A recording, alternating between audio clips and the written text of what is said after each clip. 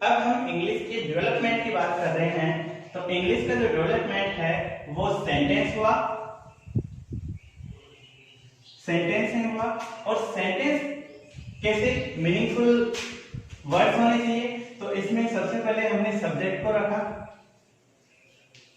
और इसके बाद हमने वर्ब को रखा, और वर्ब के बाद हमने ऑब्जेक्ट को रखा। अब सब्जेक्ट, वर्ब और ऑब्जेक्ट, और मैंने ये बताया आपको यहाँ पर कि इनका जो ये क्रम है, इन क्रम में यूज होने वाले क्रम पोजीशन यूज होने वाले शब्दों को यदि हम डिवाइड करें तो उन्हें हम एक नाम देते हैं इंग्लिश के अंदर, पार्ट्स ऑफ स्पीच।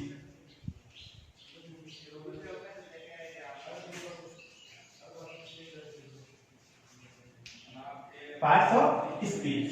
अब पार्ट्स ऑफ स्पीच संख्या में होंगे अपने यहाँ पर है। जैसे हम इसी सेंटेंस के बारे में देख लेते हैं कि सब्जेक्ट कौन बन सकता है, या तो नाउन बन सकता है या फिर प्रोनाउन बन सकता है। मतलब किसी कार्य को करने वाला कौन कौन हो सकता है, या तो कोई संज्ञा या फिर कोई सर्वनाम। तो पहला पार्ट्स ऑफ स्पीच तो हो गया अपना, जिसका हमें अध्ययन करना है, वो है नाउन, और दूसरा पार्ट्स ऑफ स्पीच है इसका प्रोनाउन,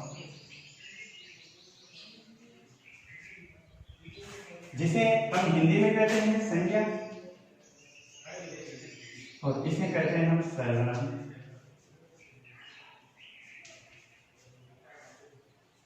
अब एक बात बताओ, संज्ञा या सर्वनाम है, पर कभी कभी इनके बारे में कुछ एक्स्ट्रा बताया जाता है, कुछ अच्छा बताया जाता है, तो उसे हम क्या कहेंगे, उसे हम कहेंगे विशेषण, और विशेषण को इंग्लिश में कहेंगे एडजेक्टिव।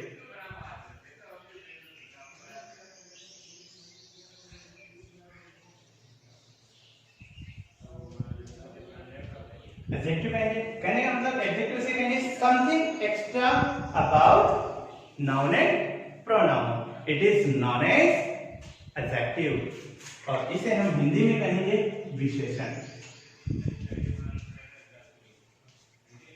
कहने का मतलब ये तीनों संज्ञा या सर्वनाम या नाउन या प्रोनाउन की बातें कही जा रही है, तो ये तीनों क्या बन सकती हैं भाई, ये तीनों हमारे या तो सब्जेक्ट बन सकते हैं या फिर ऑब्जेक्ट बन सकते हैं।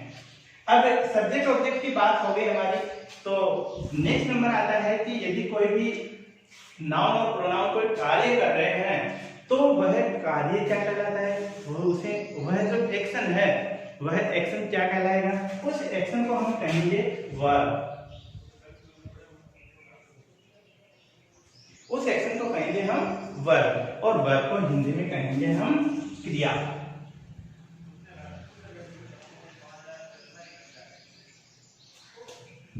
और जब कोई कार्य किया जाता है तो इस कार्य को भी हम किसी न किसी तरीके से करते हैं, किसी न किसी ढंग से करते हैं, तो उस ढंग को हम क्या कहेंगे, किसी कार्य के अच्छे या बुरे करने के तरीके को, मतलब किसी कार्य के करने के तरीके को हम कहेंगे एडवर्ब,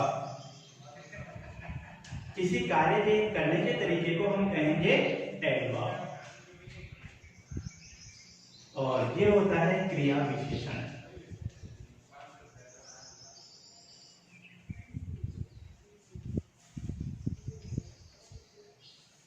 बात हो गई हमारी क्रिया विशेषण तक। अब मैं बात करता हूं, जैसे हमारा सेंटेंस देखो, नाउन या प्रोनाउन काम करने वाला हो गया, और उसे क्या करना है, किसके लिए करना है, वो भी अपना ऑब्जेक्टिव हो गया, और फिर बात आ गई हमारी एक्शन की, उसे करना कैसे करना है, क्या करना है, जैसे बोलना है, लिखना है, तो वो हो गया हमारा एक्शन या फिर वर्ब हो गए।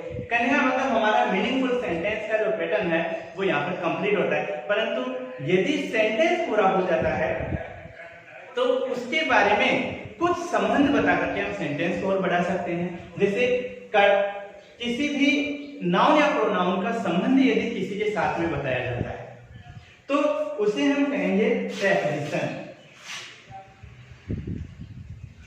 किसी भी नाउन या प्रोनाउन का संबंध बताया जाता है किसी के साथ तो उन्हें कहेंगे प्रेपोजिशन।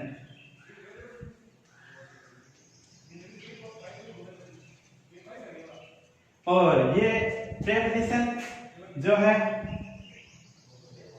ये क्या बताने का कार्य करेगा, किसी न किसी चीज के साथ में संबंध बताने का कार्य करेगा।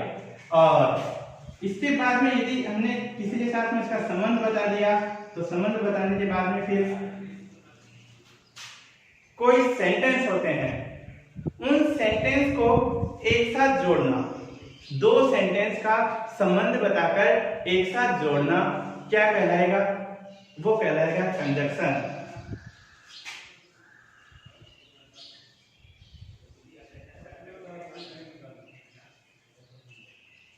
कंजक्शन कहलाएगा।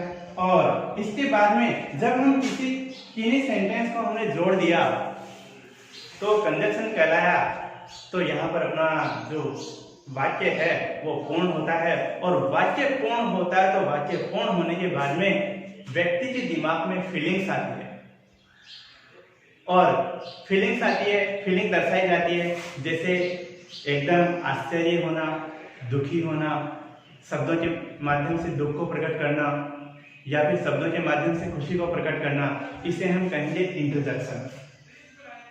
तो नेक्स्ट टॉपिक होगा फिर हमारा इंटरजेक्शन।